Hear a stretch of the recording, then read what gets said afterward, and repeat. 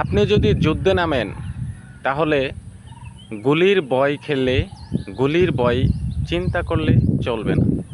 তেমনি আপনি যদি ক্রিকেট খেলতে নামেন ইনজুরি হবে, সেজন্য চিন্তা করা ঠিক না, আর এটা স্বাভাবিক প্রক্রিয়া। ইনজুরি ভয়ে ক্রিকেট থেকে গুটিয়ে নেওয়া সম্ভব নয়। এরকম কথাটা বলছিল গতকালকে নিউজিল্যান্ডের বিপক্ষে দ্বিতীয় ওডিআই ম্যাচ জিতে প্রেস কনফারেন্সে বাংলাদেশের স্পিড স্টার, গতিদানব যাকে বলা হয়, নাহিদ রানা।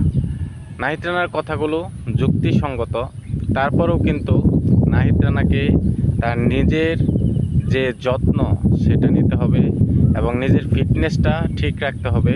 কারণ বাংলাদেশে সচরাচর এরকম পেসার, এরকম স্পিড, এরকম গতি তারকা কমই আসে। আর সেজন্য এখনই সময় নাহিদ রানার যত্ন নেওয়া, আর অবশ্যই বিসিবি সেদিকে খেয়াল রাখবে।